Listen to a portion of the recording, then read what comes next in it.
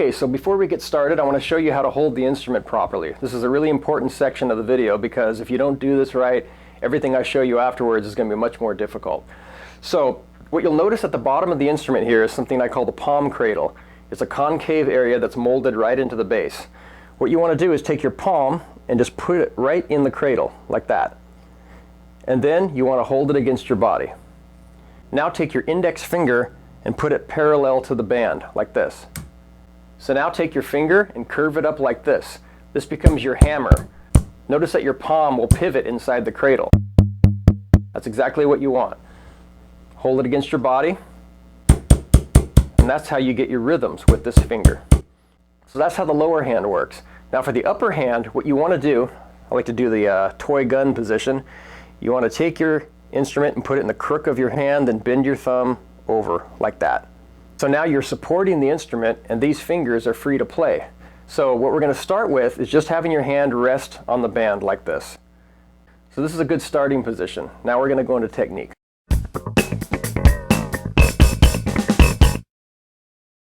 Okay, so now that you know how to hold the instrument right, we're going to go into something I call the drum technique. This is the simplest technique to start with. And I call it the drum technique because what you're doing is using the metal band as a drum head. You're not going for melody, you're just going for the open tone, like that, or you're muting it with this hand and using the closed tone. And you're doing combinations of just those two notes. For the open tone, all you're doing is letting the instrument ring out by not touching the band. For the muted tone or the closed tone, you're just closing your fingers around the band, not tightly, but just enough to mute it. So I like to start with the pattern. Sounds like this.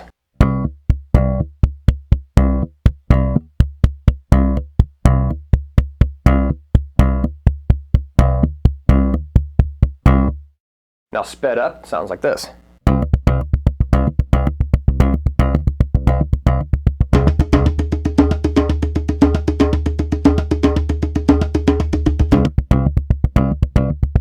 And of course you can simplify the pattern if you want. Or you can play an odd time, like let's say 5.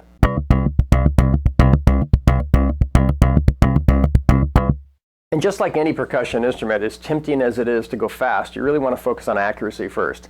So just work on combinations. Anything you want, and just work on those two notes. So that's called the drum technique.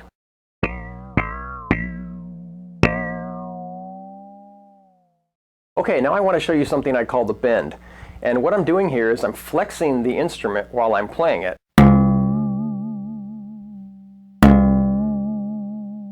Even though this is a really rigid piece of aluminum, it does have a little bit of flexibility to it. You can't actually see it bend because it's barely bending, but you can hear it really clearly. So what I'm doing when I'm playing it is I'm flexing the instrument away from my body by grabbing it up by the label and using my palm to push it from the back. It's just like doing this, but I'm doing it in the playing position. So my palm is doing all the work from the back side. So it's like. So what I want to do is show you that original pattern. But we're going to add a bend to the end of it. It goes like this.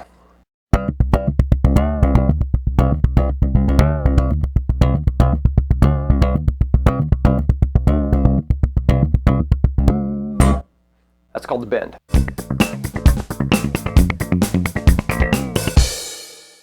Okay, up to this point we've been getting most of the tone out of the instrument by using the open tone and then muted tones. Remember that, the drum technique, we're doing that kind of thing. Now I want to show you how to get notes. And the way that's done is using what's called the hammer-on technique. And this is a very common technique with guitar players. So what you're doing here is instead of just muting the note with these fingers, you're taking your middle finger and you're hammering certain locations on the band to get notes. Now I'm just doing it randomly, but what you want to do is hit them right on the holes. Right on the markings on the side will give you half steps, just like the frets on a guitar. This is one area where the slapstick is very different from a guitar, because on a guitar you fret the different parts of the string, but then you get your notes down here by strumming it. With this technique you're tapping out the notes with this hand, so it's like this.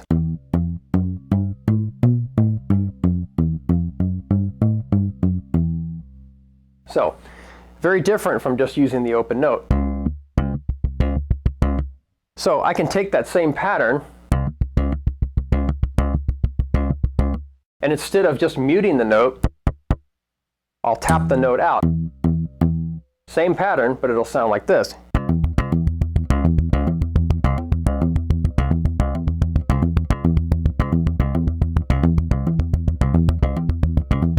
Instead of. Now, even though it looks pretty easy, this is probably the hardest thing to get right. It takes a lot of practice to build the finger muscle up to be able to get nice solid. And it'll hurt a little bit at first when you practice. So what I would recommend doing is just taking like the 3rd fret. 3rd fret is kind of a nice, comfortable place to be. And just practice.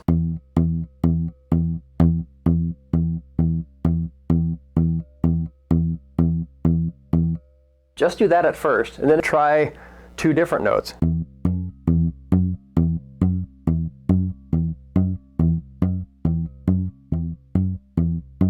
You're not going for speed here, you're going for just nice solid hits.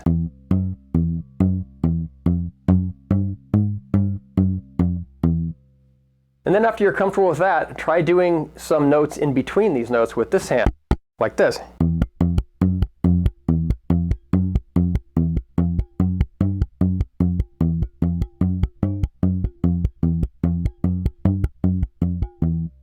Again, you're going for solid tones.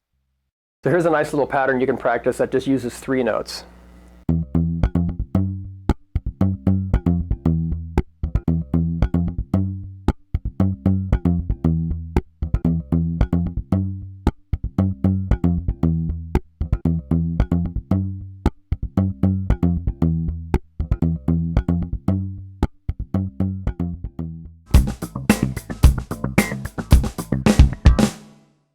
Okay, now we've covered the drum technique and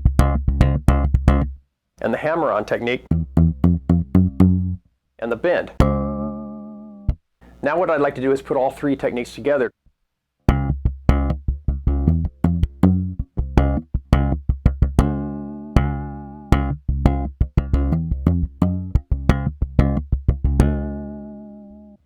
going to do it faster.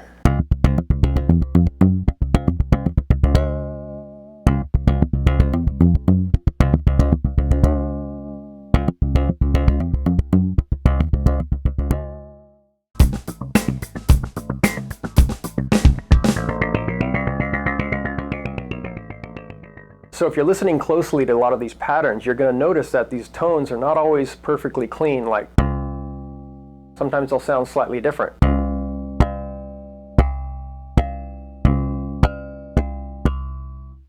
What I'm doing is I'm picking out little sections along the band and hitting these in really precise locations. And instead of using just the pad of my finger, I'm using my fingernail.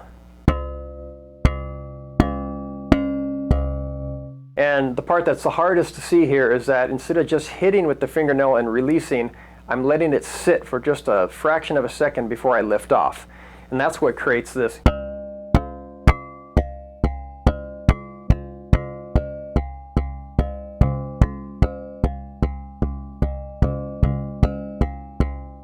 There's no effects here, it's plugged directly into the amp, so this is what's coming off the band.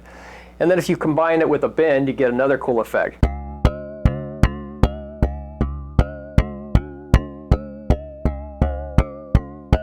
There's a whole lot you can do with this, and it's very subtle, and it's something, again, that takes a little bit of practice at first, and then it just becomes this automatic thing that you do. I don't even think about it half the time now. So for example, we'll go back to that first pattern again. That's just using the tip of my finger, but if I use my fingernail in different places, it sounds like this.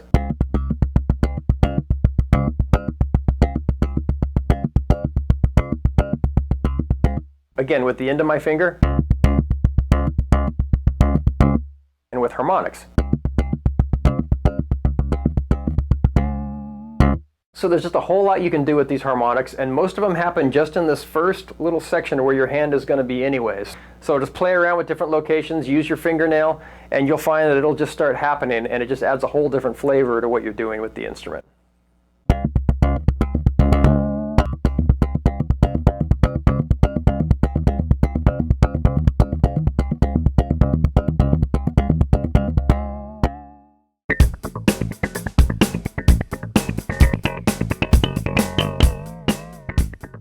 Using electronic effects is a really exciting way to expand the sound of the slapstick, and because this instrument uses a standard 1/4-inch jack along with a passive pickup like a guitar, anything that's available on the market already will work. So you have a whole lot you can choose from there. This is the unit that I've been using a lot lately. This is an RP1000. It's actually a pretty old unit. It's about 8 years old, but it has some sounds that I haven't heard in any other effects unit that I've tried. So we're going to use this and go through a few different sounds. Okay, I got the effects pedal on the floor, plugged in and ready to go. And before I run through the different sounds, I just want to say one thing. It's really important, I believe, not to let effects replace technique.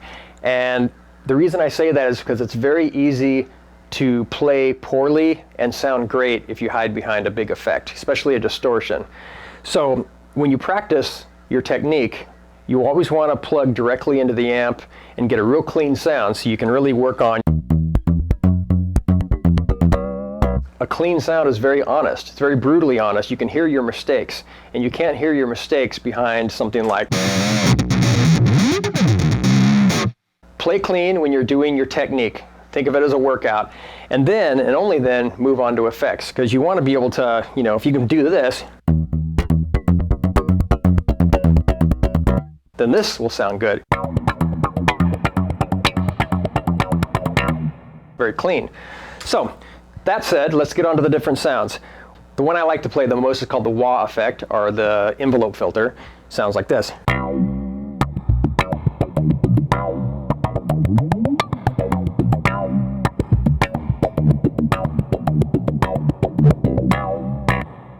Pretty obvious why I like that sound. It's very percussive, and it's just really funky and very universal sounding, and people really seem to like that sound, especially when it comes off of a stick that's only this big. That's the envelope filter. Okay, the next one I want to show you is called Space.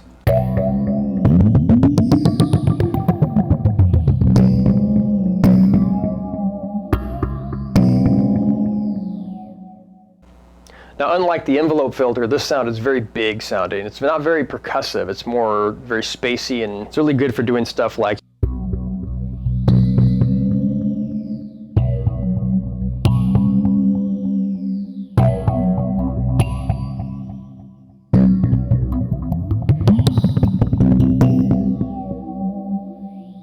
Anyways, you get the idea. You can go on for days with this sound, get lost in it. Here's another sound I like. It's kind of a flanger. It sounds a lot like Pink Floyd's Run Like Hell.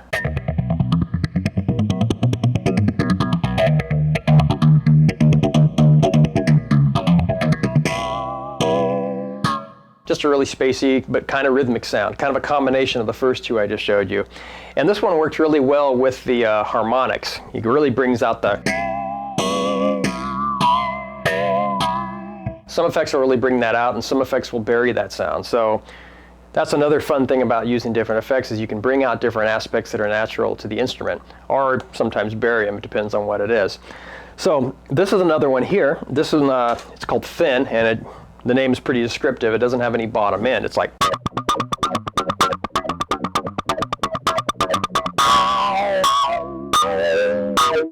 Somewhat of a limited sound, but it's good for playing over the top of other things, and it's sometimes a great kind of a rhythmic component, kind of equivalent to like a shaker would be in percussion. So I use that sound a lot. Now we're going to get into the weird stuff. This one's called Whammy, and check this out.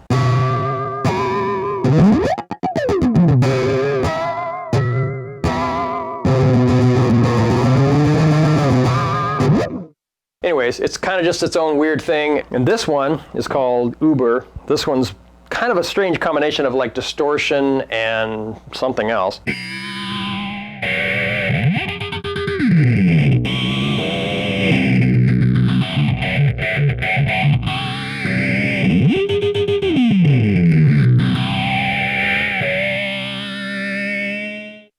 Pretty cool, very big sounding, very just like this huge type of sound. And then, of course, everyone's favorite, distortion.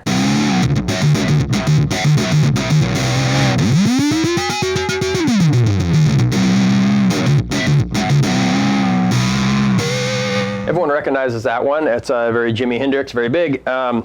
Again, this is a sound that is really fun, but you can also hide kind of bad technique behind it. I can play just something real sloppy. I'm kind of playing sloppy and it still sounds good, or if I play that same thing clean, doesn't sound that good. And that's why I said earlier, you really want to get your technique down and then add effects to it, because you don't want to get into the habit of hiding behind things like distortion. But I really emphasize learning the technique, getting it down really clean and precise, and then it just makes all this stuff better.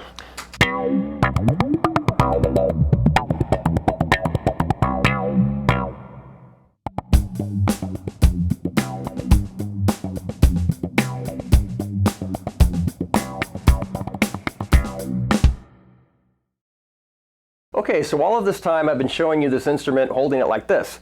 So what I like to do now is show you an alternative way to play it horizontally. This is a really fun way to introduce the instrument to children. It's just a very easy way to start making sounds right away without having to worry about where your hands are or anything like that. So what I'm going to do is put this across my knees just like this, and you play it in a very familiar manner, just like hitting the drum. So what I'd like to do for this demo is run it through an envelope filter, because it really brings out the high sound. Without it, it sounds like this. And with the envelope, it sounds like this. Notice it really brings out the high-pitched sound. And just like before, you can use the drum technique.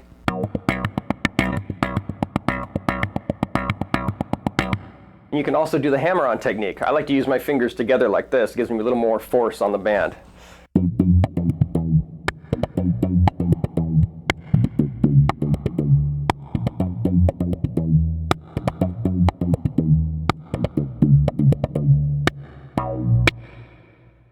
Very fun way to play. And another thing that's nice about this position is you can really crank up the tuning really high, all the way to the top of the range.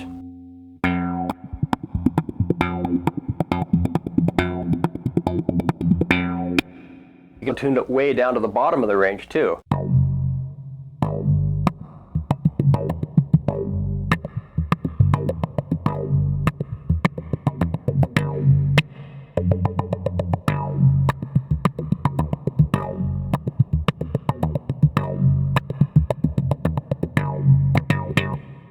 I love that wah effect. It really brings out the high, even when it's tuned down really low.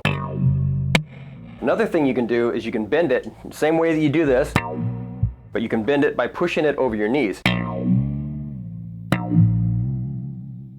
You can put that in a rhythm as well.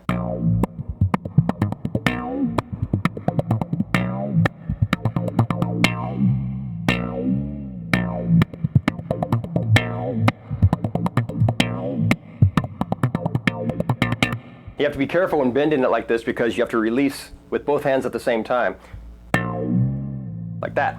If you don't, it does that. So that's called the horizontal technique.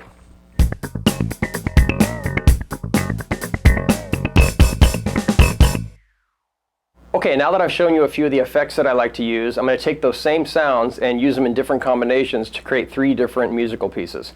I'm going to use a looper to do this. This is a Digitech Jamman. It's a very straightforward, simple looper, only 1 channel, 2 pedals. So this first piece starts with a simple 3-note bass line using the hammer-on technique that I showed you earlier.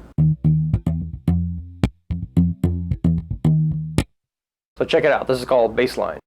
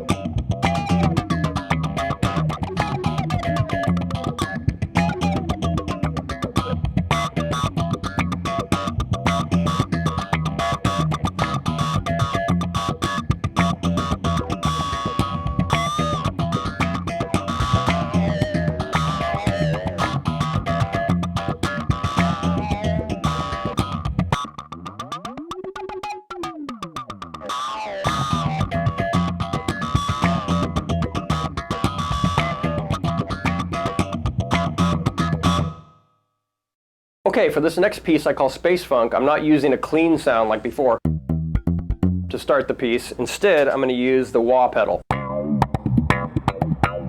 We're going to start like that. Check it out.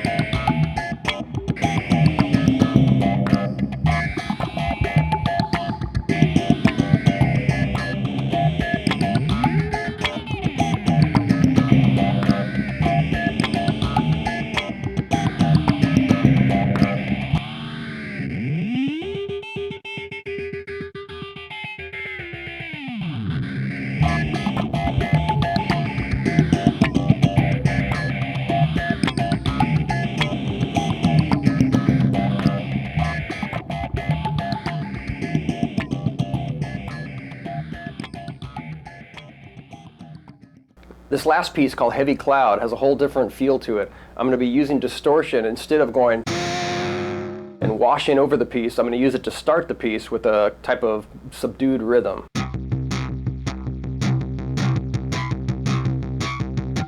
Which also pulls out a lot of the harmonics in the instrument. So check it out, Heavy Cloud.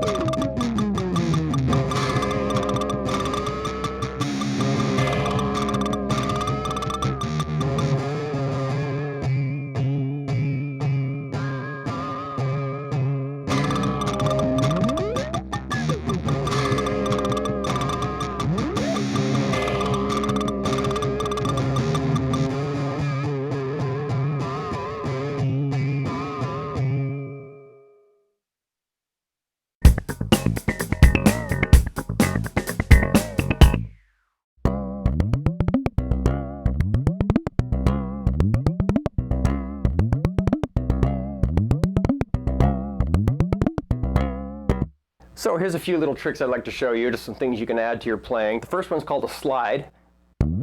Pretty simple, you just slide while you hit at the same time. Kind of a cool way to end a piece when you combine it with the bend. And you can also use a slide in a rhythmic kind of way within a piece.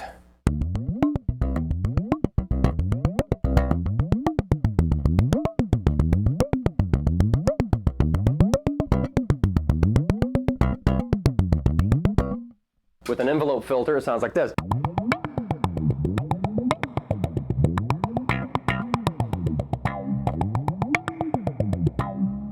So you can do a lot of stuff like that with it. Now one thing I do, I don't know if you caught it in the video, whenever I slide I use my index finger and not my middle finger, the one I usually use to play. I switch to the index finger because it's a little stronger, but it also allows me to reach over with my middle finger and add notes like this. So I can go.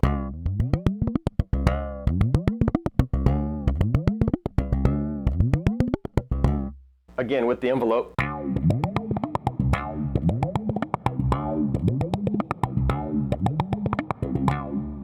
As soon as I get close to the pickup, then I bring my middle finger up and over. So I can combine it with this finger and do what's called a ruff, which is a really quick triplet. And you can also do what's called a flam, which is 2 notes real quick. You can do a bunch of little patterns in a row.